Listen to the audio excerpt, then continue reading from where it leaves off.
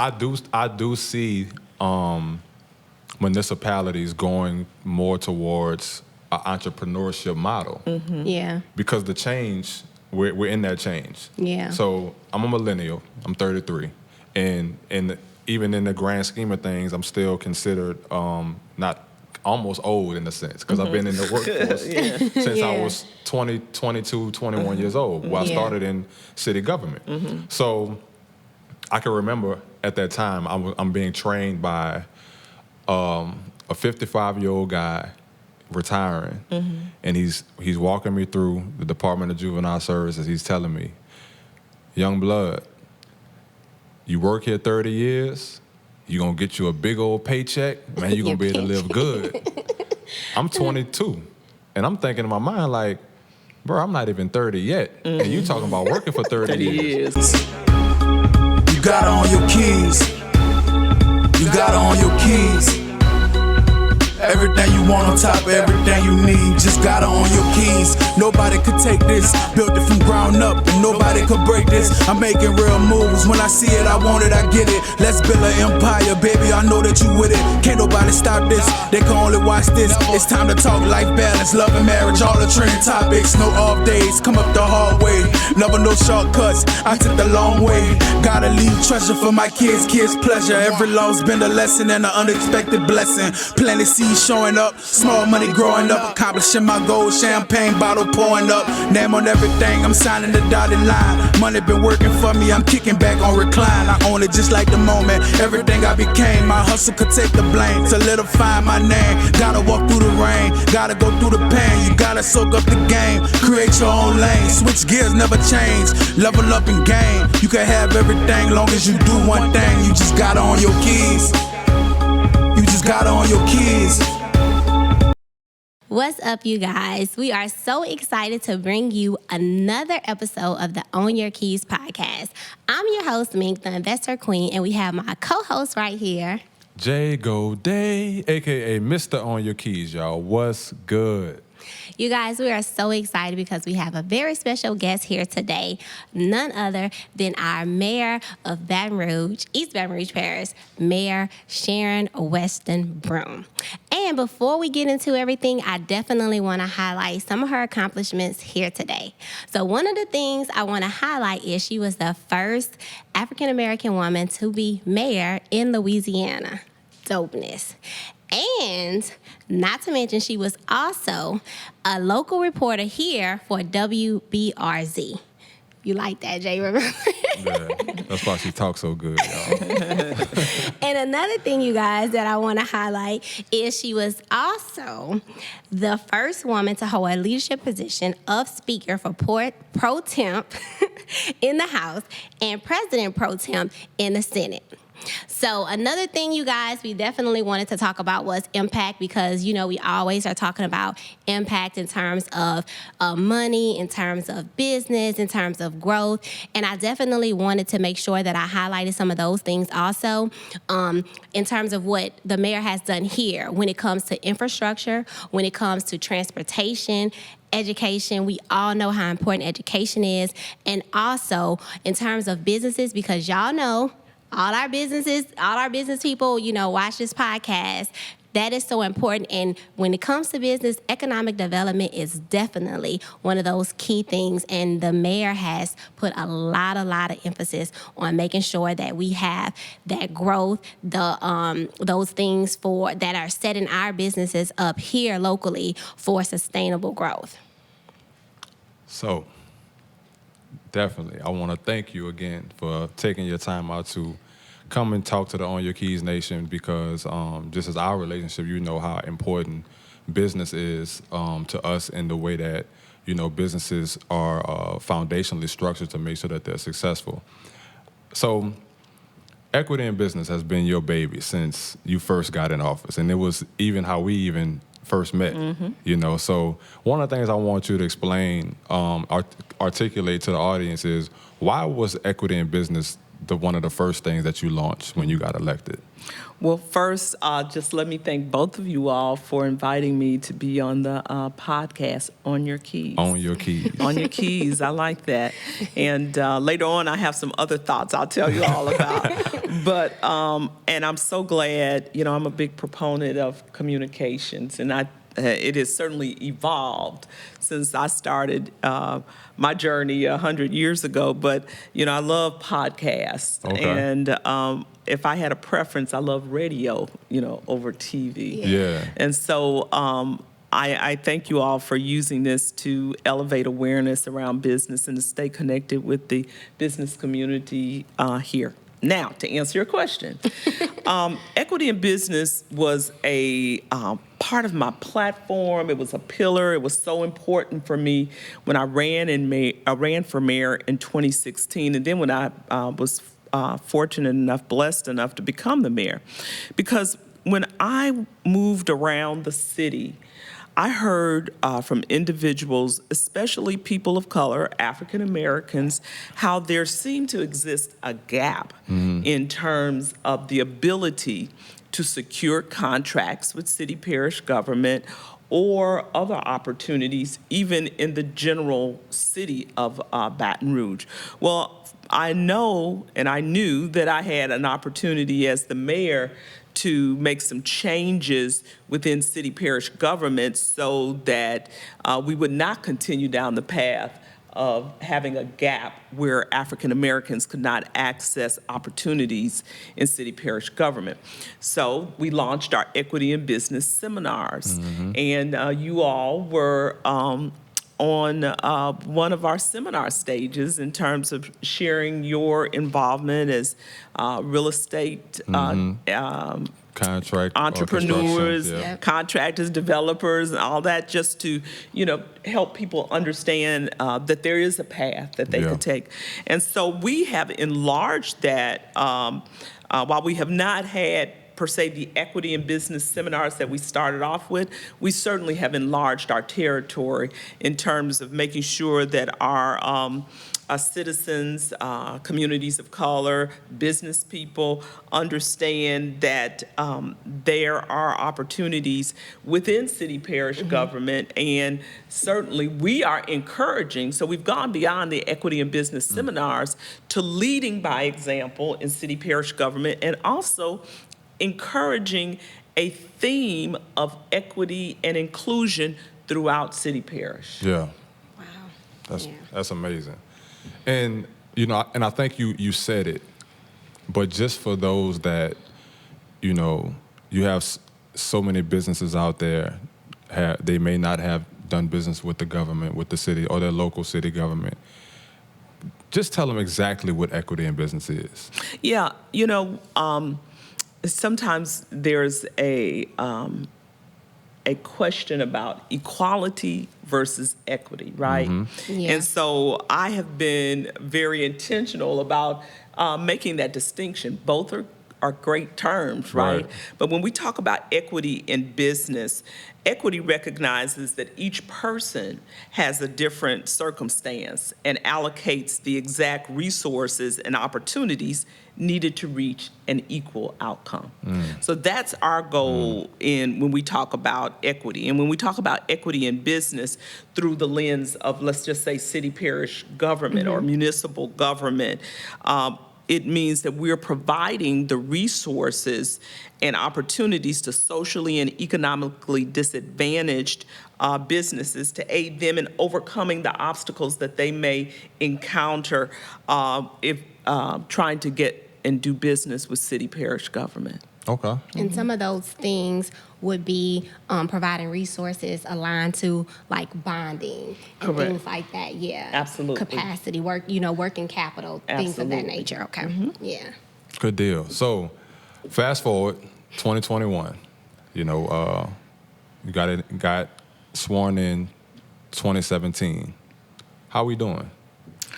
Well, we have made, and I'm so glad you asked me that question because, let me just tell you, when I talk about communication, we live in a society today where I'm glad we have all these different conduits, whether it's a podcast, whether it's TV, whether it's social media. But one of the issues that we have to recognize is that we have access to tons of information now. Right. But all the information is not accurate information. Correct. Because now people have the ability to just say anything Yes. on social media, and people are like, oh, well, it was on social media, it must be right. But you have to get, what we're big on is data. Yeah. Yes. So I look at the data to assess where we are, where we've been, how we're doing it. And so when I think about 2021, where we are now, I certainly believe that we have made tremendous strides. So, for example, in 2018, I engaged a company to do a disparity study. And you probably heard me talk about that. Yeah. Well, for 10 years, some of the prior council members were trying to get a disparity study so it could serve as a catalyst for a DBE program in city parish government. Well, we finally in 2018 had that disparity study done. And the results, of course, showed that over 80% of contract dollars go to companies within the Baton Rouge metropolitan area, with more than 90% of businesses available for city parish contracts being small businesses. But now listen to this, of these available businesses, 41% are owned by people of color and or women, and 9% are owned by veterans. So we have this data, and we have used it to create and improve our work with businesses, African-American businesses, women-owned businesses, and veteran-owned. So, for example, let me tell you, one of the areas where we have distinctly shown progress is in our MOVE EBR program. That's the largest infrastructure program in the history of Baton Rouge. And right now, 38% of the participants who have contracts with MOVE EBR represent these businesses. That's amazing. That's amazing. Yeah. That's amazing. So, and that's just MOVE EBR because, outside of that, in the last 2.5 years, we've added 454 new minority, women, and veteran-owned businesses to our database in city parish government. So I could give you a list of the data in terms of how we're improving. Now, I have to say this, we have implemented the Dbe Certification program, and we're doing that in conjunction with BREC and the Baton Rouge Airport. So, for example, if you get certified with BREC or if you get certified with the airport, that certification will work for us in city parish government and vice versa. And so this is very important and opens up opportunities. Lastly, I would speak to the fact that now because of that disparity study, we've implemented a division of supplier diversity within city parish purchasing. Tell us a little bit more about that. Yeah, so the Division of Supplier Diversity is going to be tasked with closing the disparity gap with our businesses, small businesses, minority-owned businesses. It will have oversight over the certification eligibility. It will have contract compliance, and business outreach, training and capacity. So what our goal is to build small, economically disadvantaged businesses. We want to build them and we want to give them opportunities, and that's what the supplier Division of Supplier Diversity under the purchasing department will do. That's amazing, and I'm glad you said that. It kind of brings me to the point that we talked a lot about this over the years. Is currently our DBE policy it calls for due diligence. They have to do their due diligence to make sure that a DBE firm is brought into the fold. Do you think that we will be able to ever incorporate a mandatory DBE to when they come into that fold, to where it's a prime contractor can't move forward Right. if a DBE is not on board. Yeah, because I think one of the things I wanted to point out is because from what we've experienced being a DBE firm is the loopholes that the prime contractors will kind of run through. You know, they'll say that they've done the advertising, they've done this, and, you know, and because there's no mandatory, then, you know, if they've done their due diligence, they don't have to, you know, allocate that part of the contract to a DBE because they say they've done their due diligence. But if it's mandatory, then they can't really maneuver through that. They have to have a DBE firm participate in that. So let me give you a short answer, and the short answer is I do believe that we are moving towards that mandatory. That's good. It's a process. Yeah, now remember, definitely. I told Definitely. you it took the city. Yeah. I wasn't there then, but it Right. took 10 years just to get a disparity study know. done. Yeah. Now, we're not going to take 10 years to move forward in other areas, Right. but I do think that it will happen. For example, we know that in the state, if you're doing a contract with the Department of Transportation, I think that they have a mandatory DBE policy because of the federal government Right. has one, correct? Right. So I believe that we are on track to have that as Yeah. well. Okay. And those even the diversity of the portal, the supplier portal, even, you know, with having that type of system set up, it does directly, you know, put those businesses in positions to get those contracts with those places, like, you know, break Right. and all that. So I mean, putting those things in place, it acts as, you know, a type of mandatory, you know, inclusion. It does. It's definitely putting us on the right path. Yeah. And I anticipate, just like we've seen the numbers of African American, minority, women-owned businesses elevate. You know, I gave the example of the 38% with Move VBR. I do think that we're going to continue to see those numbers increase. And let me tell you why. This is not a data-driven, but this is a philosophy that the mayor has. Okay.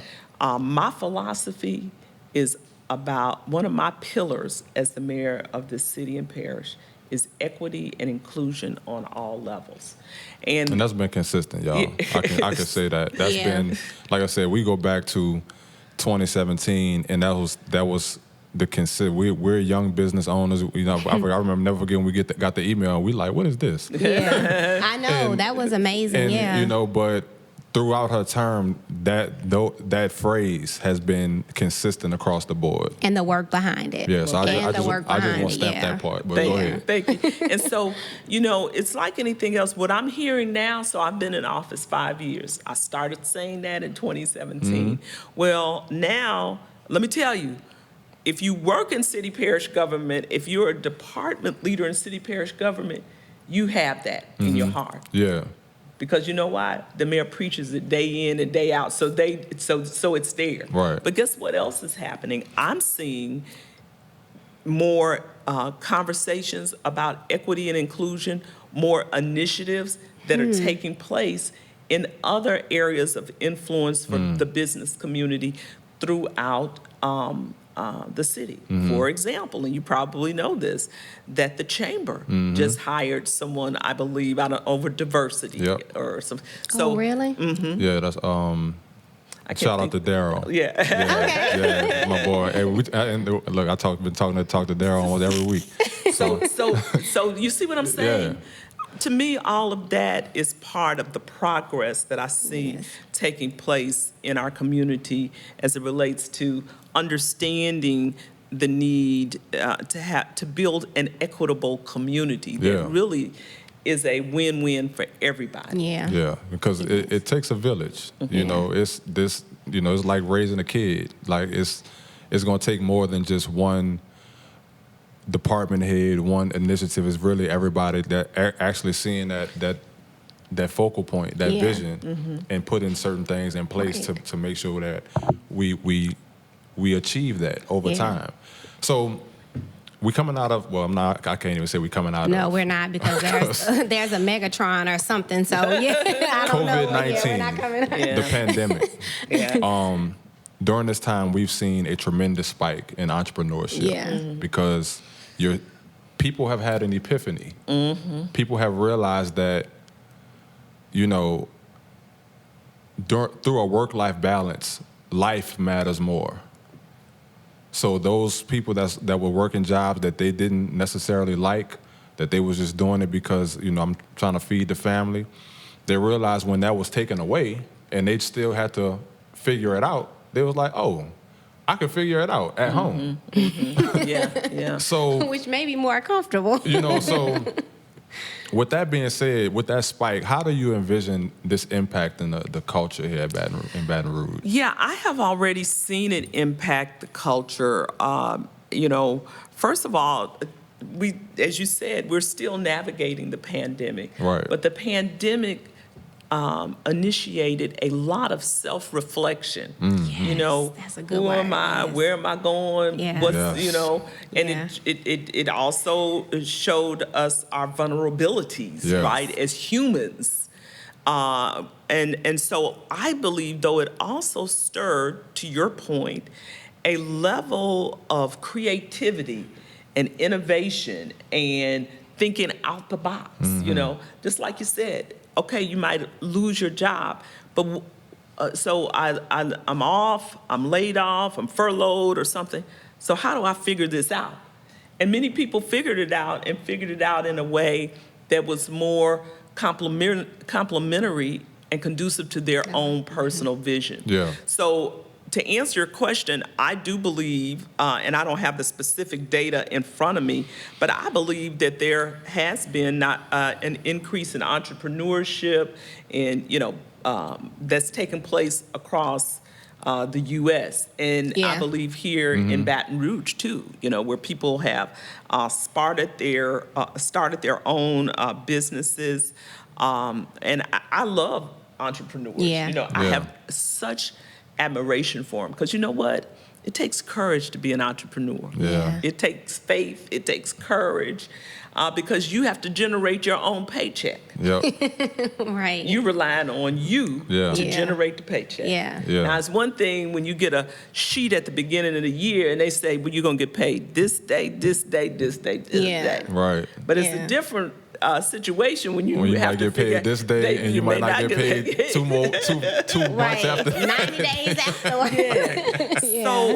So I have such admiration for entrepreneurs, and small business people and people who are carving out their own path. Yeah. And I think we're going to see more of that. I think we're going to see more. And let me just tell you, while the city parish government, has to operate within a certain organizational structure because of the plan of government, I, as the leader, I am trying to think about ways in which we make adjustments and reimagine, if you will, ourselves as a workforce in light against the backdrop of what has happened during this pandemic. I'm so glad you said that, because it was just it was just it's a philosophy that I have as well. But I do see municipalities going more towards an entrepreneurship model. Yeah. Because the change, we're in that change. Yeah. So I'm a millennial. I'm 33, and even in the grand scheme of things, I'm still considered not almost old in a sense, because I've been in the workforce since I was 20, 22, 21 years old. Well, I started in city government. So I can remember at that time I'm being trained by a 55-year-old guy retiring, and he's walking me through the Department of Juvenile Services. He's telling me, young blood, you work here 30 years, you're going to get you a big old paycheck, man, you're going to be able to live good. I'm 22, and I'm thinking in my mind like, bro, I'm not even 30 yet, and you talking about working for 30 years. I couldn't even, I couldn't relate to it. But then a couple of years later, you get the data points and says the average millennial stays on the job 5 years. So then if we're in a city parish that's not designed for that change, then how do we adapt? And I think that's where we are right now, right? It's like we had this pandemic that has told so many people that you don't have to go back to that job. You can sit at home, work for Amazon, and we'll pay you $40,000 a year and give you benefits. So don't even worry about going to DPW.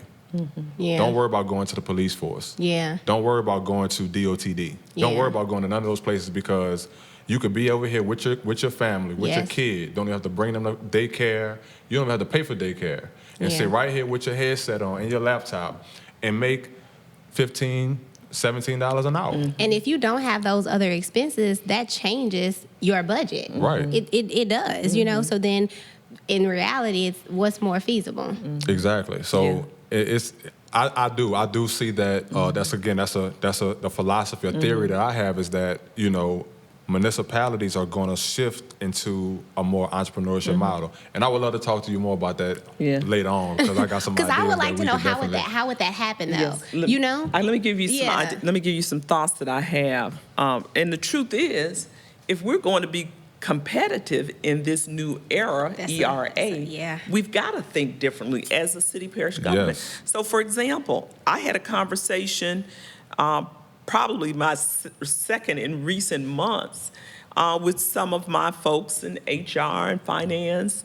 And, you know, my goal is to see what we can do. Maybe we can, and I it's not done yet, so I don't want people to get, but we're looking at, but, you know, because we have, you know, we got civil service issues, sometimes we get this, but I think it's doable. I think it's doable that we could possibly see people work at home, work from home, on certain days. I think it's possible that we could, you know, narrow our work week into different types of shifts and hours and stuff, so people don't have to be locked into a 40-hour work week depending on their job and their situation. And I also think, going back to your experience in city parish government, that it's important, and I don't see this happening enough, that there is more mentoring that takes place in city parish government. You know, many people do stay a long time to collect that retirement, but I think if we're going to be competitive, that we have to allow young people, open up the doors for the younger generation to feel that they're a part of what's going on in city parish government, not that they're locked out, you know, that you will never have an opportunity.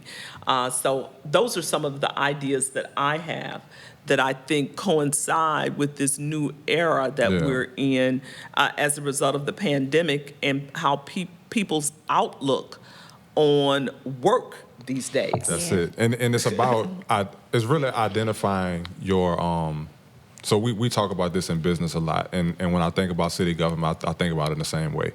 Identifying where the strengths are in your organization. You know, when you're talking about your staff, where the strengths are, how do you make your staff more productive? And when we think about the workforce, it's been so far removed of actually what the labor force is supposed to be, which is based upon productivity. It became more of a situation to where I need to see you physically, because that's my way of knowing that you're working. That you're working.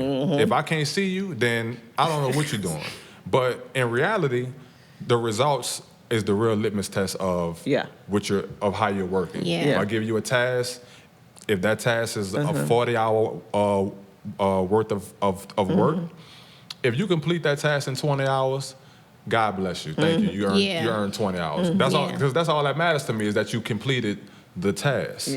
You know, so I think that identifying as well, you know, when we talk about the generational shift. Yeah, that's what I was going to I think I know where you're going with this. From the boomers opposed to your millennial generation that is heavy in the workforce, right, coming in, Gen Z's coming in, identifying that, okay, so since they don't stay on the job that long, they don't care about retirement. When I left, that data point, which I didn't look at it at that point, but when I left a couple years later, and I'm like, that was me. I worked there for 6 years before I left and went full into the business. And when I left, I took all my retirement. It was $10,000, and I didn't care not one bit. I closed it out, I think we invested some of it into the business. we bought a lot of supplies and But the millennials are looking like, well, I'm gonna just create my own retirement. Yeah. So again, it's like, when I look at that, I'm like, that's where we are, and again, I do see. I think government in itself across the nation really don't have a choice but to look into adopting this model. But another thing I think too that we have to focus on too is the technological changes because that's a big part of it. And when I think, it is because when I think about going into the city parish to the courthouse or something like that, I'm thinking about getting a document. Some of those documents, some of those things, you have to actually have a person there, a physical person there. So when you think about that, some of those things you want to adapt, but then it's like, what technology are we going to implement? Also, that takes a lot of work. That takes a lot of data. It takes a lot of that. So some of that, when you're thinking about pivoting, it's going to be a lot of research that has to go into it because when you're thinking about the Gen Zs and like they're technology focused, absolutely, and that is. We've been fortunate to be recognized for our technological advances in city parish government. Yeah. We're considered a what works city because we got the GIS mapping, we got all of these different things. But I want to pivot back to something you said about how government has to make these adjustments, and I think it all starts with a mindset. You mentioned how, the baby boomers, which I raised my hand, I'm a baby boomer. I may not be your typical baby boomer, but I'm a baby boomer. Because I get it when it comes to the, the integration of the millennials, the baby boomers, Gen X, Gen Z, whatever. So I see the value. But I think baby boomers were raised in employment situations that were more rule-oriented. Yep. This is the rule. That's it. This is the rule. And the new model for work should be more principled-driven. Yes. These are I'm our still principles. in Yes. These are our values. Yes. And you instill that in people. Yes. And then it doesn't become, this is the commandment. Right. But this is who we are as an organization. Wow. These are our principles. These are our values. And if people embrace the principles and values, they will do the work. They will do the work. Yes. Because you started to see the clash. Because again, I was in the middle of it. The clash of the boomers and the millennials in the workplace. Because just like the mayor said, the boomers they were real traditional and this was the rule. The millennials, that don't make sense to me. Yes. So what you telling me? And there's an easier way. You're telling me to do this and you're telling me to go through all of these steps when I could have just looked at A and got straight to Z. Yeah. And it don't make sense. So it's hard. And then when you would ask them, they would say, when you would say why, they would say, I don't know why. This is just the way we do it. Yeah, exactly. Exactly. And I have challenged, let me just say, I have a great team of individuals at city parish government that work for these 450,000 citizens that we have. But in our meetings and our discussions, I'm always challenging our leaders. We cannot be reliant and keep repeating the status quo. Right. My motto is, we're going to always do what's ethical and what's legal. Right. Well, that's bottom line. Right. But have we thought about another way we can do something? Right. That innovation, still fits into being ethical and legal, and maybe we haven't thought about it. Right. Yeah. Maybe there's a way we can do ABC or DEF, and we just haven't thought out the box about it, and still be in compliance. Right. Yeah. I'm 100%. So that brings me to one.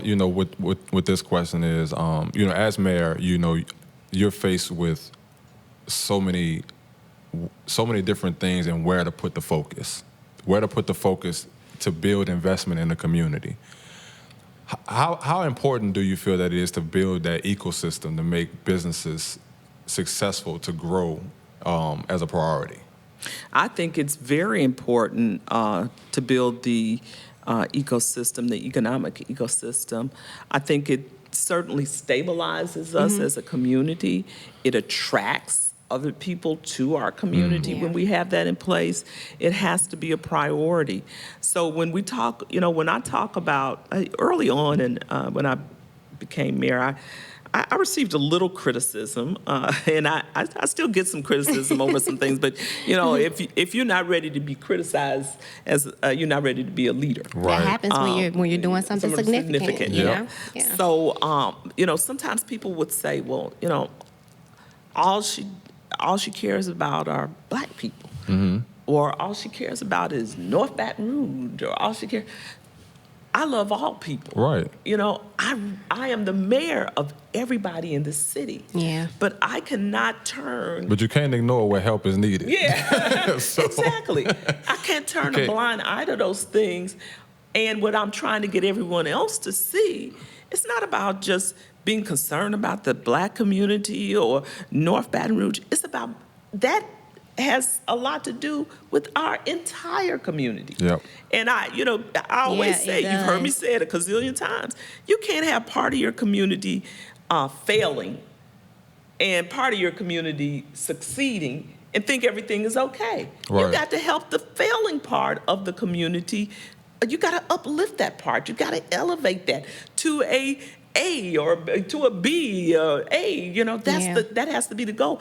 And then there is synergy throughout our city and parish. Right. Yeah. That certainly serves as a catalyst for harmony.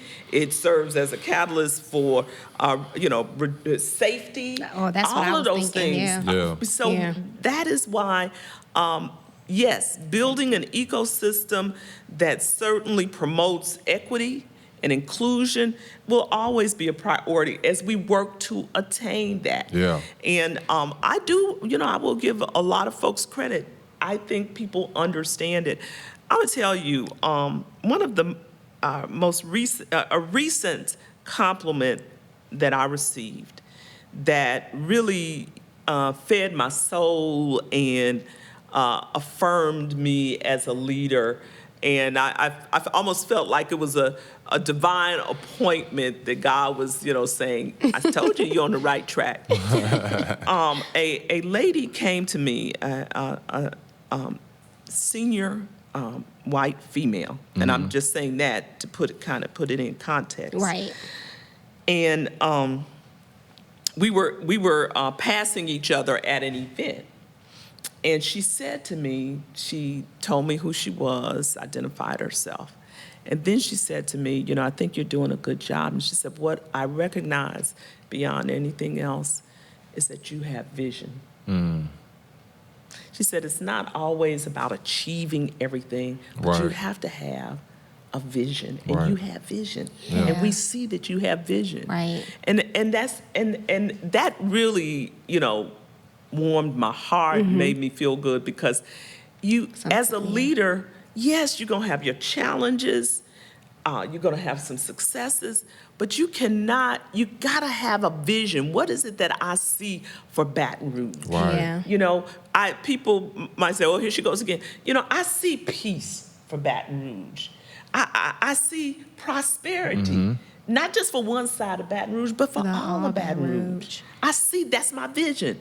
And I see progress for Baton Rouge, not just for one, but for all of the people in Baton Rouge. Right. So that's my vision. And if I didn't have a vision, I'd be leading by the seat of my pants. Yeah, and if you don't That's have a need to plan, be you don't Right. have a vision. And one of the things I like to stamp on that as well is just our relationship and what I've experienced with you is the mayor isn't the kind of leader that just goes in and says, I know everything about everything. Yep. And it starts with, like you said, it starts with the vision. But what I've known is she's always been willing to collaborate and allow somebody who's an expert at this to take the initiative and work in that aspect. I've had so many conversations with her about certain things, and she'll say, okay, well, you need to be talking to this person. Yes. Or you need to be working with this person on this. And then depending on how that come back to me on that. Yeah. But that's the true component. you know, when you're a leader, is building a team, building a solid team, and in this case, the team is amongst the city. Yeah. But building that team to help push those initiatives forward of what the actual vision is. Yeah. So I want to highlight that. Yeah. For a second. So that kind of takes me into the other things that we encounter. You know, on Your Keys Nation, we encounter so many businesses that just want information on how to take their business forward in multiple different ways, right? But what we've learned is that there's such a literacy gap, an educational gap, when it really comes to business, especially in the minority community, because we talented, we are great at what we do, but talent only takes you so far. It's only going to take you so far in your business before you become in trouble, because we didn't learn how to pay taxes, we didn't learn how to file our taxes, we didn't learn how to pay ourselves. We didn't even learn how to pay our employees. Yeah. And this is I'm speaking from experience. Yeah. You know, we first got into business. Our first contract was an $800 contract with Breck. The very next one was a 6-figure contract with multiple entities across 6 different cities throughout the state. We had to figure it out, and we figured it out our own. Yeah. To where it came where we had to understand and go back. We had to learn backwards to see, all right, why do we have a $30,000 tax bill? That's because all that money ain't for you. Right.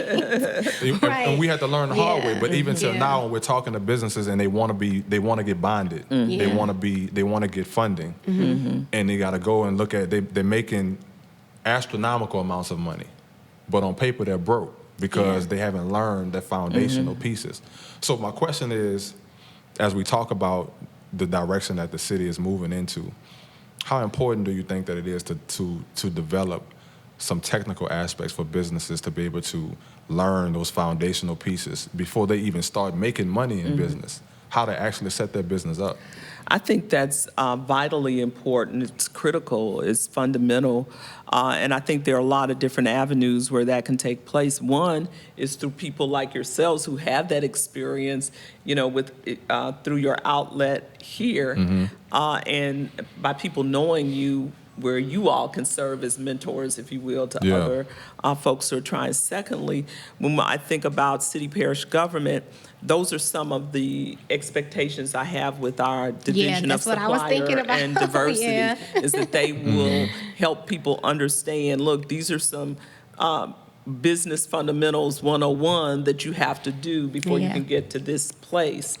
And, you know, I think also I'm seeing more with our financial institutions, understanding, understanding the need to educate and help people. You know, for example, I think the Urban League had a program also to help empower small businesses that we're just getting started and need to know those technical aspects. But it's critical. And now I believe the information is out there like never before. It is. The connections are out there, the people. So you have to know, you know, if you want to, and that's why we did those equity in business. I remember we had our purchasing director. She was the first person to come talk about, you know, what you have to have in place. And now through the certification process that we have, I think that will help people understand, look, these are some things you have to have in place to get from point A to point B. So it's you know, it's of necessity. That's good. So we definitely touched on some things that prohibits minority business owners from playing, and I like to say playing in the same field as some of our counterparts. You know, some of that, what we just talked about, is the financial literacy, the capacity, being able to get bonded. What do you think are some of the advantages minority businesses have currently? Well, I think some of the advantages is that, you know, we're in a season, if you will, where people recognize the disparities that have existed for decades and decades and decades. And so people want there are many people who want to see the right thing happen. Right. And Yeah. that's inclusion. So people, you see the mindsets of the individuals changing. So I think that for minority businesses, African American businesses, this is the season. I agree. This is the time. Seize the day. I Seize the agree. opportunities. Right. I tell people all the time, if you can't get money right now, Yeah. something Because the something not information right. is there. You know, It's 'cause there. It's there. Like it's, and like you said, you're seeing a shift, and even whatever it is, even if the shift may not be all the way morally correct, some of it's there. You know, Yeah. it's happening. Yeah. So- This was good. You know, we talked about entrepreneurship in Baton Rouge. What advice would you give an up-and-coming business coming in, you know, in the city of Baton Rouge, looking to do business with the city? What advice would you give them to leverage or resources to be able to get started? Well, I would, I'm a firm believer in having a mentor. You know, and I think people in business need a mentor. Definitely. Maybe more than those of us who are in the public service or Yeah. political arena. That's you, true, yeah. You need a mentor, someone who's done this, who has a level of success and can show you the ABCs of what Yeah. needs to be, and learn from that person. Yeah. You know. So that would be advice I would give first and foremost. And then I would say this, and this is one of my, a mantra of mine that I think is applicable in any situation, is work hard and stay Yeah. humble. You know, you don't get to levels of success, but you got to work hard. You know, that means sometimes you might have to sacrifice. You know, you have to Yeah. sacrifice so you can get to the next level. Yeah. You know, get up early, stay up a little later. Stay up a little late, You yeah. can't go out and party maybe like you wanted Hey. to do. You know, so you gotta have a sacrifice. vision. And have a vision. love- You gotta have a vision. That's it. I Pray. love talking to Please businesses, pray. and they say when they say, or you know, I call them newbie business owners when they say, "Yeah, I'm ready to leave my 9 to 5 Oh. and start my business." I'm like, "So you ready to work 24 hours, Yeah. 7 days a week?" Yeah. Yeah. Because that's what Yeah. it is. You know, Yeah. it's That's good it's- advice. It's not a 9 to 5. You know, and so then it gets some of them will look at me and say, "Well, why do I want to do that?" I said, "Because it's going to be the most rewarding thing that you ever done in your life." Yeah. So regardless of the fact that you never turn it off until you get to a point to where you understand the discipline of how you have to run your business and when you're supposed to work and not work, and you learn the balance. Yeah, But yeah. while working through that, You learn the working all day, dynamics of it every to day. where you are able it to don't grow stop. your business and put the right people in places Right. and have your strategic plans and have your exit strategies. That's the thing, because a lot of, you know, business owners, that's not something that, you know, is looked at, you know, having those plans, the visions, all of that. Like it's so dynamic, and it's so important for the growth of your business that, Absolutely. you know, just quitting a 9 to 5 and like you said, with no that just can't happen anymore. Not if you want to be at a place to where you're not gonna have to go back to your 9 to 5. Right, You know? exactly. Yeah. So Right. I think you're absolutely Yeah. right. You have to have a strategy. Yeah, you have you to have have a to. plan, a vision, and you got to work it. Yeah. You know, you gotta work it. But I Yeah. think that mentorship is so important. yeah. Okay. Well, Yeah. that's gonna go into you know, the last thing that we're gonna talk about is that we always like to give the Own Your Keys Nation 3 keys to success. Yeah. So I'm gonna ask you, what will be your 3 keys of action that you would like to leave the On Your Keys 3 Nation keys with? to success. Yeah, I'm just gonna pull from my own life. I think you should. And I would say that, you know, the 3 keys for me have been faith in God, Wow. family that has been there for Support. me, cheered me on, and a vision. You know, I've always had a vision in terms of what I wanted to do in life. Now, that vision was not that I wanted to be in politics, but that vision was I wanted to help people. Wow. And Yeah. so I think, you know, my care, I would say faith in God, my family, and my care and concern for others are the 3 keys. And I think that care and concern is applicable as a business person too. Because if you are not if you don't care about others, if you're not concerned about others, if it's all self-focused, then you won't be successful. You know? Others focus. Others. Yeah. I was literally Y'all thinking. heard it from Mayor Others. Sharon Weston-Broome, y'all. Other people focus. And that's a real key right there. That keeps you humble also. That's a real key because some of the most profitable companies started from the focus of another, of how they can help somebody else. Yeah. It wasn't about them. It was about how can I give a service to somebody else, and that and some of the most profitable businesses have spewed from that. So, I think that's amazing. Yeah. Well, It's been again, real. it's been real, and I want to thank Mayor Sharon Weston-Broome for blessing the On Your Keys Nation podcast today.